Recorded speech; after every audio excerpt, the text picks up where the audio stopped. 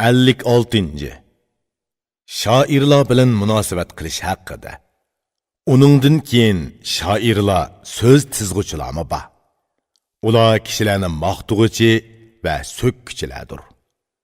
Bularning tili qilishdanmi o'tkirrak, tafakkur qilish yo'li qildinmi nozukroqdir. Cho'nqur va nozuk ma'nilik so'zlarni tushunay desang, so'zni ulardan angla, ondan tushunasan.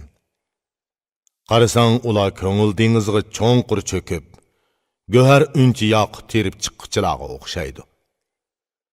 Ular maqtisa, maqtishi darhol alga yeyiladi.